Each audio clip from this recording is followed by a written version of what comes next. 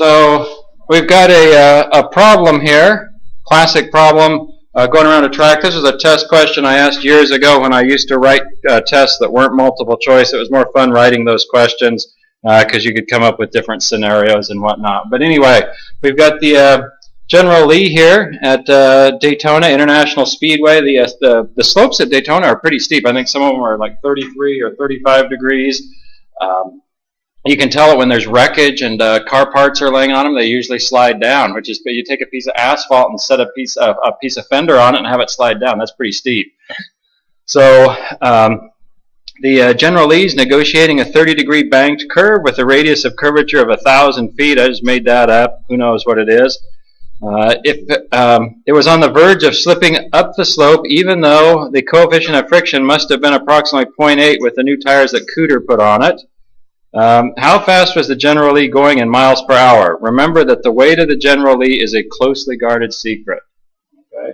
So we're not given the weight of the car, and we'd like to figure out this case for it slipping up. Now the opposite case could be made. We could go with a much lower coefficient of friction and be concerned about it slipping down. If you've ever watched a freeway off-ramp in snowy conditions or low friction conditions, you see that it separates cars. It separates the average and the prudent from the too bold that slide off the top of the curve and the too timid that go too slow and they slide off the bottom of the curve, right?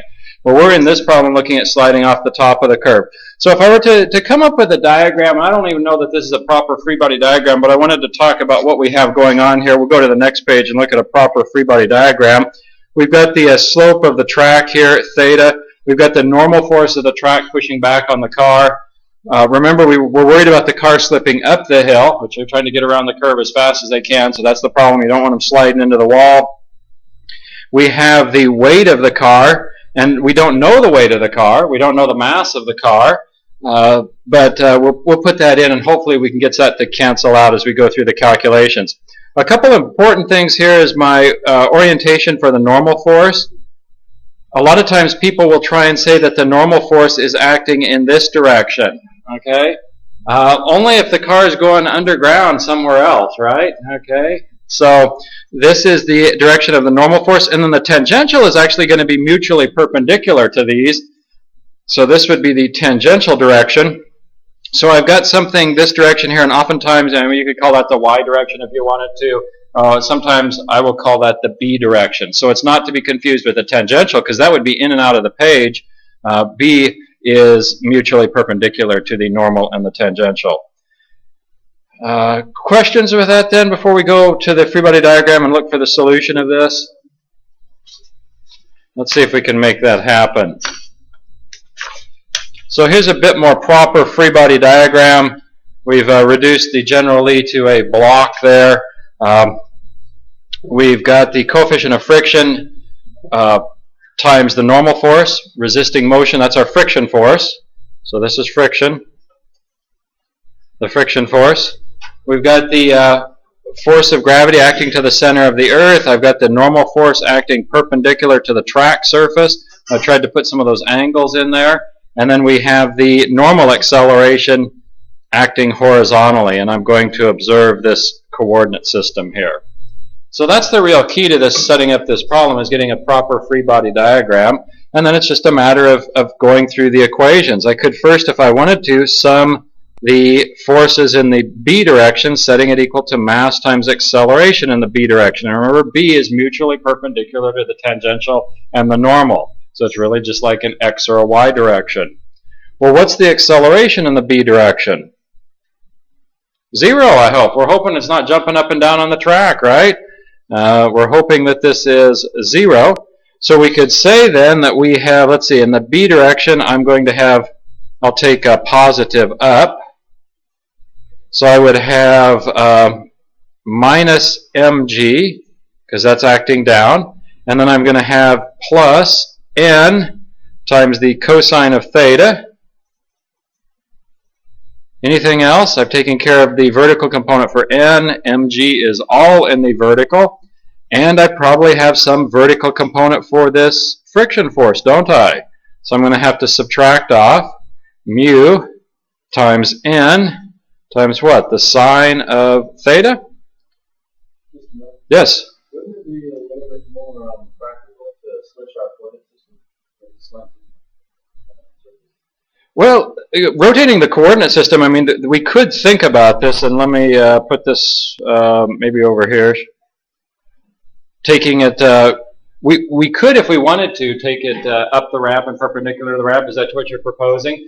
The only problem of that is now the acceleration is going to be shown up in both pieces. So when I look at the sum of the forces in this direction, sum of the force is equal to mass times acceleration. This acceleration is not zero. And likewise, if I do sum of the forces here is equal to mass times acceleration in whatever direction that is, this acceleration is not zero. So that would probably be my rationale for not doing that. Now if you wanted to go home and try this and you were careful with it, yeah, you'd get the same answers. But it's probably going to be more work because you're going to have a right-hand side of your equation. Whereas here, I get to say what? I get to say this is equal to 0. That's kind of nice. That reminds me of last term. Okay, so good question. But I think you'll find if you go through that, you will get the right answer. It's going to be more work. Okay, so with this, I can really solve for the normal force, which is going to be equal to mg divided by what? The cosine of theta minus mu times the sine of theta. Is that right? Yeah, that should work out. So I have the normal force there. Granted, it's a function of the weight, mass times acceleration of gravity, but maybe I'll catch some luck on this thing or some skill and get that to cancel out in the next equation. So the next equation that I'm going to do is I want to sum the forces in the normal direction, setting it equal to mass times acceleration in the normal direction. And I'm going to go ahead and take this way as positive. So when I do that, what do I have? I have n times the sine of theta. I've got to take care of the horizontal piece of that one. And then I'm going to have to add to it mu times n times the cosine of theta. I have to deal with the horizontal piece of that one. Anything else? I've dealt with the horizontal there, that's vertical, so those are the two pieces. So I'll set this equal then to the mass, m, times the acceleration. Well, remember that the acceleration in the normal direction is v squared over rho, the radius of curvature. So is that going to be positive or negative? Now, if I say this acceleration is v squared over rho, it's in that direction, and I've taken that direction as positive, so this would be positive, wouldn't it? And I make a big deal about that because we have to observe the sign convention not only on the left side of the equal sign, which we're pretty used to, but now also on the right hand. If this acceleration was going to the right, it would have been a negative number.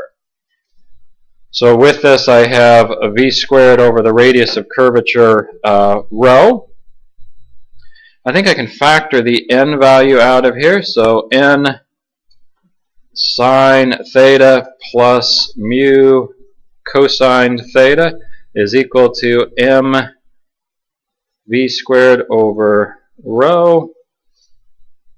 Let's see, I make my substitution for n. We learned that n was equal to that, so I have mg times the numerator here, sine theta plus mu cosine theta, divided by part of that n was up there in the denominator, cosine theta minus mu sine theta.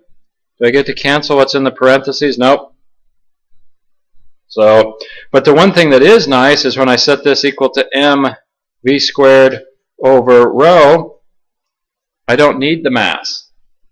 Furthermore, the mass didn't matter. So, I mean, if they, have an extra six-pack in the trunk or something, this is not going to throw this experiment off. Okay. Well, I'm looking for the velocity, so I could say then, rearranging this and tidying it up, that the velocity is equal to the square root of rho, the radius of curvature, times the acceleration of gravity. I'm multiplying both sides by the radius of curvature. There's the acceleration of gravity. And then I've got this ugly trig function here, sine theta plus mu cosine theta divided by cosine theta minus mu sine theta. Okay.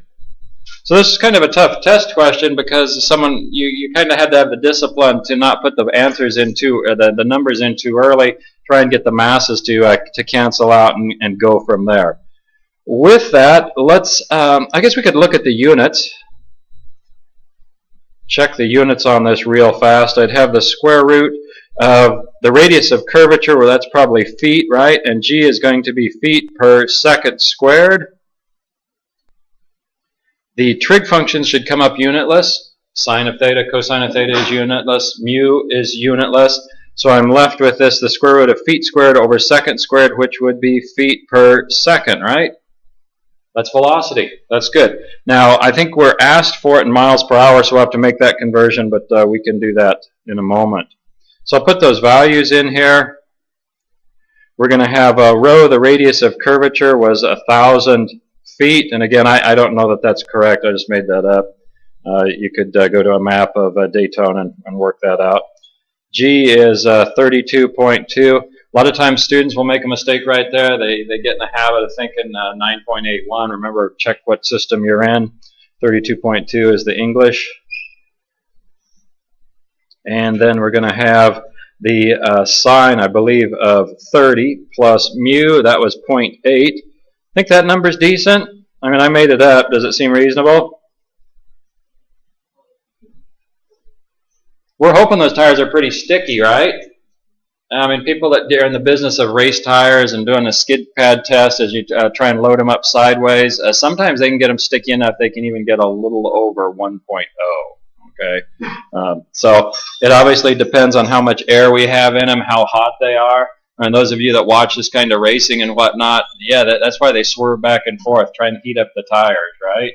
Okay, they'll adjust the pressure in the tire. I think they go to quarter-pound increments. Okay, and they don't go out like you might in the garage and let a little air out or put a little air in. They just swap the tires out. They got a whole bunch sitting behind the pit at different pressures. So, well, let's see. Then we've got cosine of 30 minus. There's a lot of engineering that happens at a NASCAR event. Some of you that are really good with riding, you could come up with a grant. Maybe we could take a trip there. That'd be kind of fun. So we've got 0.8 sine 30. So if you run through that, that turns out to be 287 feet per second. And you know there are, what, 5,280 miles, no, not miles, is equal to, that many feet is equal to a mile. And there are 3,600 seconds in 1 hour. So with those two conversions, you could convert this to 196 miles per hour. Okay. That's zipping along in the corners, but they move through those corners pretty fast, don't they? Yeah. So, yeah. So 196 seems reasonable. I mean, if it was 1960, yeah, that's not right. Or if it was 19, yeah, we got a problem here. But that's in the ballpark. I think we're good with that. It passes the reasonable test. We used to always have test questions with the General Lee, the jumping it off a cliff and would it make it to the other side and whatnot. And people kept crashing the General Lee, which didn't seem reasonable. But anyway, if you watch the TV series, it always made it across the rivers and whatnot, didn't it? Yeah. So I always liked when they flashed to the in cab and you saw the original actors. There was just a little neck snap. Okay, when they landed, okay, they'd go several hundred feet in the air and just a tiny little neck snap when they landed. I suspect it was probably more violent than that. So. Questions with that? Yeah. So the secret to this problem is having a really good free body diagram, because if you get your friction in the wrong direction, you get an angle out of place, you're going to have problems as you go through this. Well, let's move on to something that's maybe out of this world. We'd like to compute the magnitude of the velocity for a spacecraft S to maintain a circular orbit of 200 miles above the Earth. So we're going to put something into a low Earth orbit. I think this is about where the space shuttle goes up and hangs around. I'm not an expert in this area. You can do some research if you want to, but this gives us some numbers to look at. So I've got a diagram here that is scaled down, you could imagine. So we've got the Earth right there, with the radius of the Earth as r, and we have the satellite's orbit s there, the satellite s that's in orbit, some height h above the Earth. So what I'd like to do then is I'd like to draw a free body diagram of that satellite. If I look at this, and I'm going to have the tangential direction, and I'm going to have the normal direction here. Talk about the normal direction. And really, do I have any forces on that? No. I've got some acceleration, don't I? I could say that my acceleration is in the normal direction. I'll try and use a double arrow on this. The acceleration is in the normal direction, and it's v squared over the radius of curvature, isn't it? And we said with Newton's law of universal gravitation, remember that?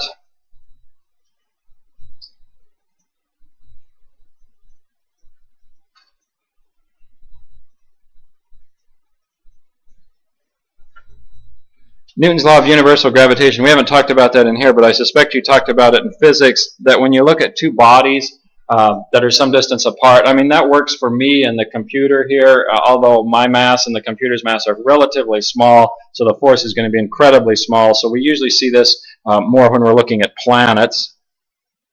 So you've got the force here is equal to the capital G, that's not the 9.81 or the 32.2, that's the universal gravitational constant, times the mass of body 1 times the mass of body 2, we'll call this the mass of the Earth if we're working with the Earth, divided by the distance between them. Well, I'm going to call that the radius of the Earth plus the height of the orbit squared. Maybe I'll put a sub s on this, so I have the mass of the satellite times the mass of the Earth divided by the distance between them squared. Okay, you saw that in physics, is that right?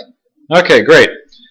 So I can set this force equal to, using the equation that the sum of the forces in the normal direction is equal to mass times acceleration in the normal direction, I have that G times the mass of the satellite times the mass of the Earth divided by the radius of the Earth plus the height of the orbit squared is equal to the mass of the satellite times the velocity squared divided by, let's see, the radius of curvature. What's our radius of curvature? R plus h, isn't it?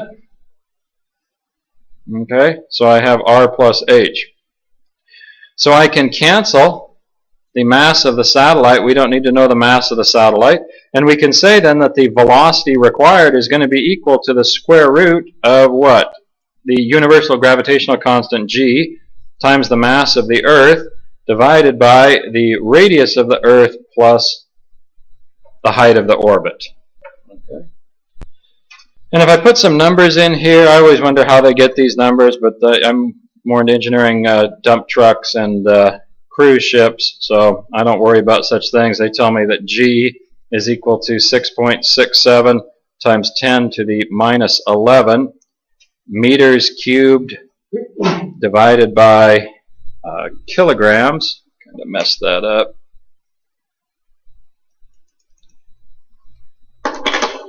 So kilograms times seconds squared. So that's G. The mass of the Earth, I really wonder how they get that one, is 5.976. I mean, it's well documented how they get those. I'd have to go look that up. But 5.976 times 10 to the 24th kilograms. It's always interesting in GE 101 when our student reports back that the weight of the dump truck is something times 10 to the 26 kilograms. It's an awkward conversation to have. And then the radius of the Earth, I guess this is a little easier to measure, but 6.37 times 10 to the 6 meters. I always think it's 25,000 miles around, roughly. So you plug those things in, and your velocity is equal to about 25,326, and I say approximately here, feet per second. So I'd have to come up with meters per second, and then I would convert that to feet per second. I'd come up with something like that, which is about 4 miles per second. Okay? Okay, about 4 miles per second. And the lower your orbit goes, the faster you're going to have to go, right? I mean, this is why you have to get outside the atmosphere of the Earth, because if you're in the Earth's atmosphere, there's going to be way too much drag for you to make these kind of velocities. And even if you had unlimited power to do that, you'd have so much friction that you would burn up, right? Okay. So those of you that want to, yes? I'd always be curious, as you dig deeper into the Earth, does gravity increase or decrease? If you go over like the Mariana Trench in a boat, there's less gravity. They have to, in fact, for inertial navigation, they have to adjust for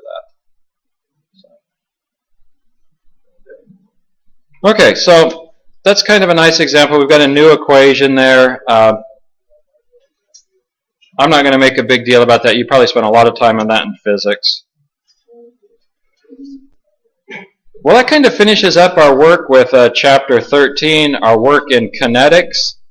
And we're going to move on to the next chapter, and that is work energy. Okay? So, work energy is kind of nice because in certain cases, if I'm dealing with conservative forces, and what's a really good example of a force that isn't conservative? Friction, yeah. It costs me going both ways, right? Okay, it costs me going both ways. I drag something one way, friction is against me. I drag it the other way, friction is against me. So friction is a great example of a force that isn't conservative. So if we can get a problem where we have very low friction, virtually no friction, zero friction, oftentimes we can condense it to a conservative problem, in which case the path is not going to be important. I only have to look at the beginning and the end points. And sometimes if something has a very peculiar path, that might be nice. Okay, I can just look at the beginning and the end points. So if I look at work, the definition of work, and I give it the symbol U. I'm not sure what you used in physics, but we'll give it the symbol capital U. Be consistent with your author. And that's force times distance. Okay? And what if I were to push on this wall up here? You have to be careful so the monitor doesn't fall on me. But I could really push on this wall for a long time, work up quite a sweat. Would I be doing any work? No. Yeah, because I'm not displacing it, right? I hope I'm not displacing it. Okay. So you have to have both the force, which people are pretty comfortable with, and you also have to have the displacement. It's the product of force times displacement. If we look at the units on that in the metric system, we'd have units of force in newtons, displacement in meters, which gives us joules. Then in the English system, we would have force in pounds and displacement in feet, so we would have foot-pounds. And this goes back to our work from last term. Remember when we talked about moments or torques, we also had pound-feet or foot-pounds. Usually if I talk about a moment or a torque, I will talk about pound-feet, whereas if I talk about work, I will talk about foot-pounds. Okay, so I try and be fairly consistent. Not everyone is consistent about that. So yeah, it has the same units. Work has the same units in the English system as torque or a moment. I try and distinguish that a little bit. Your author does a great job of distinguishing it. We put torque and we put moment. We'd express that in pound-feet, whereas we express work in foot-pounds. Well, if we have a force displacement curve, so I take the displacement S, okay, force displacement curve. Of course, work would be the area under that, right? And this is always a favorite equation of mine. I think I probably passed physics using this because integral of F ds. The test is kind of an interesting testing process. You put your social security number on the top of your test. You didn't put your name. And you didn't staple your test because it was going to be separated. And each teaching assistant would grade a different problem or a different page, and then it was compiled, and you saw the dreary results at the end. But there was one teaching assistant that apparently liked this equation too, and you'd pick up a few extra points every time you wrote that equation down. So then the trick became, how many times could you write that equation down on a problem that probably didn't even need it, and pick up a few points, okay, without getting called that you were working the system. So that equation is always near and dear in my heart. Anyway, so work is the integral of f ds. Yes? So is that the dot product we're supposed to put the force in first? No, it's just multiply. It's just multiply. So the cross product and torque, they're all supposed to put first. Oh, yeah. Yeah, we're not going to be, we won't get into that vector work for a while. So I would just take this as multiplying. I probably should have given it the symbol like this or something. Okay. So we want to start to talk about the work that is offered by different things. So if I look at the work for a spring, and you might say, well, that seems weird. We haven't talked about springs for a while, but springs actually come up more and more. We don't want to think that springs are always just this coiled up thing like this that you might find in a ballpoint pen or the suspension of your car. But anything that is not rigid could be modeled as a spring. For instance, the table legs in here. If you put a large weight on the table, do the legs compress? Yeah, they do. They're just a very stiff spring. And in fact, this coming term, when we start to look at things not being rigid bodies, we'll think of everything as a spring. So this is going to be important as we go on. Anyway, if we go back to Hooke's law, remember this was Hooke's law, that the force in a spring was equal to the spring constant, K, times the displacement. So K told you how stiff that spring was and how far you displaced the spring. So if I put this into my equation for work, I substitute in for the force value here, and I can say that the work done by a spring is equal to the spring constant K times the displacement times that dx. And I've changed my variable there from ds to dx. The one thing that maybe is alarming is this negative sign. Where'd that negative sign come from? Well, remember, Hooke's law could be plus or minus depending on if we were looking at the force that the body was exerting on the spring or the force that the spring was exerting on the body. We will look at the work done on a body by a spring. So we'll have a negative sign there. Well, if you take this, you integrate this, you come up with x squared over 2 essentially, and this condenses down that you have minus 1/2 kx squared, right? So we'll leave it like that. The next thing we might look at is going back and looking at Newton's second law, where force is equal to mass times acceleration. What if I put that into the expression? So I come back here and I'll say that work is the integral of f dr, and I make my substitution. I can say that, well, F is equal to m times a, the mass times the acceleration, that's Newton's second law, times dr. And then maybe I'll go back to our old friend. Remember that a d, let's see, I should remember that VdV is equal to ADS. So okay, so V dV is equal to A ds. Okay. So I could make a substitution for that. Essentially, you have, you could replace this with that, right? Is that ds, is that the same as dr? Uh-huh. Yeah. I mean, if I switch this out for dr, for our displacement, we would have the same thing. So when I do that, I'm going to have the integral of the mass times v times dv. Okay.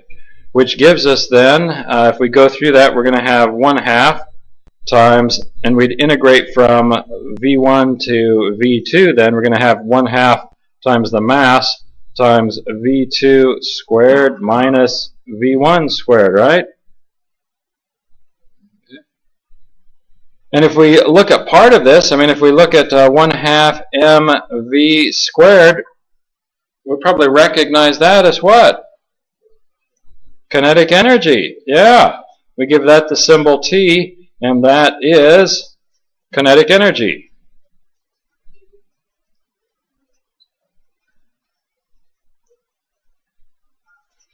Okay? Kinetic energy.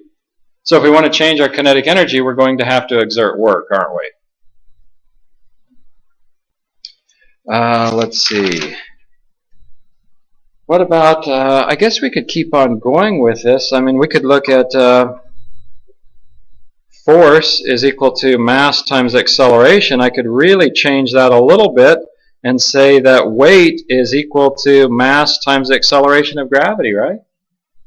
And if I put this into my equation, so this is work essentially done by gravity, is equal to the integral of F ds, I could say that's mg times ds, where ds might go from one distance from some 0 to h. We could say that this was mg h minus 0, mgh. And you recognize probably from physics, mgh, what's that? That's potential energy, wasn't it?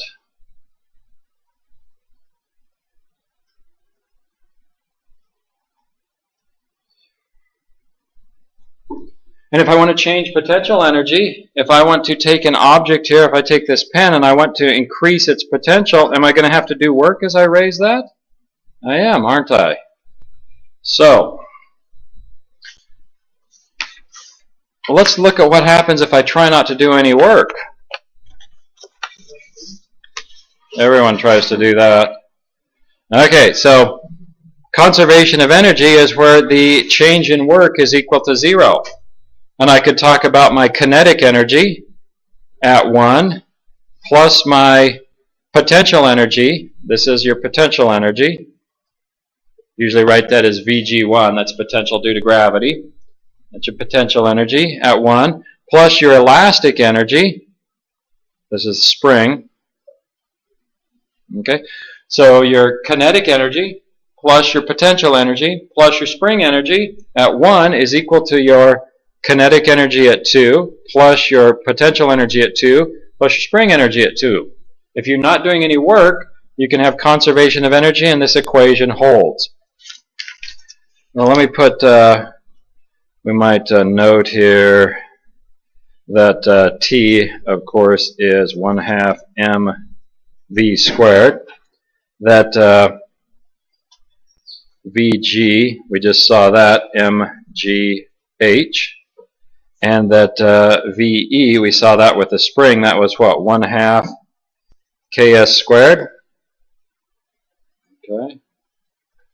So if I look at a free fall example, if I look at a body up here and I take my reference down here, so I'm going to take the reference down there, I could say down at this reference, what do I know about this? We don't have any spring. We're going to assume that the ball, we're not talking about the ball deflecting or anything. We're going to assume that we don't have any friction. And we neglect air drag. We've done this before, so nothing is new there. But down at the reference here, I'm going to say that H is equal to 0. So that means that the potential energy is equal to what? 0, isn't it? And I mean, I could take my reference up here and we just have negative potential energy. But I'll take my reference here, say that H is equal to 0. Potential energy is equal to 0. What about the kinetic energy when this comes down and smacks into this thing? What's the kinetic energy going to be? I don't know what it is, but I bet it's not 0, right?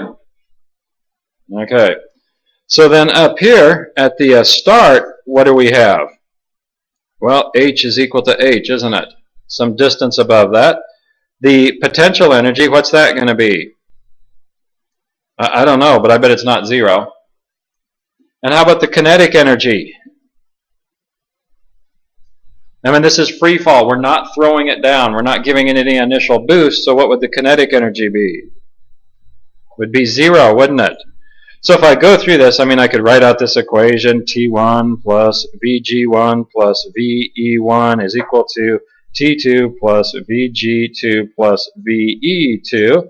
And I would get to say that I don't have any of that, I don't have any of that, I don't have any of that, and I don't have any of that. We get to say that the potential energy here is equal to the kinetic energy, isn't it?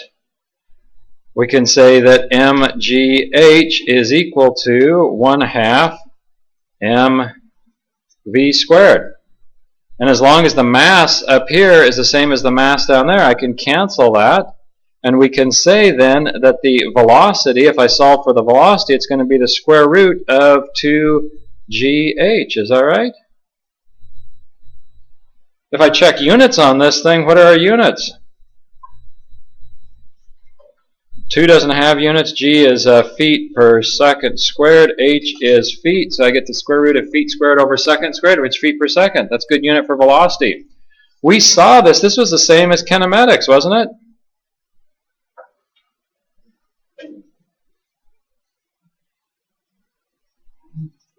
Yeah, it was the same as what we did in kinematics. There's a lot more work in kinematics. Now, the nice thing about this is this is a conservative problem, if we have negligible friction, which we'll say then is no friction. We don't like to say no friction, but that's what negligible friction means. If I have no friction on this thing, does it matter if the ball or the object fell like this, or could it have taken a little diversion and done something like this, and maybe some loop-de-loops and some skywriting or something, and then came back to there? Would it have mattered? No. If it's a conservative problem, if we're not having to take into account non-conservative forces, if we don't have any friction, that's what that is, fancy way of saying, doesn't matter what the path is. And even, I could even take this thing and come out here and go up and do some loop-de-loops up here, and then come back down. Still, the starting point versus the ending point. So this can be a very handy way to deal with problems that you don't want to deal with these intermediate points. I mean, from a kinematic standpoint, this looks very ugly. But from a work energy standpoint, if I have a conservative problem, I only have to deal with the starting point, point 1, and the ending point, point 2. Questions with that? Just for the symbols and whatnot, we did all this in physics last term. Okay. And how come we're using all these different variables to signify something? Like in physics, we used U to resemble potential energy. The kinetic energy was K. Potential energy was either going to be a spring or with height and all that. How come we're using T and E? Just we change the symbols up to keep you guessing. I think my symbols are fairly consistent with your textbook. I'm not always right on your textbook, but I think in this area, fairly consistent with your textbook. It's just the world we live in. So, this is like the technical part of life is actually really easy. The communication part of life, the dealing with people part of life is very difficult. Okay. So. Well, that gets us to a nice stopping point. When we get together next time on Friday, we'll start to talk about power, more symbols and whatnot, and also talk about efficiency. So that'll be good. Remember, our lab time tomorrow, we will just be answering questions. So bring some questions if you will.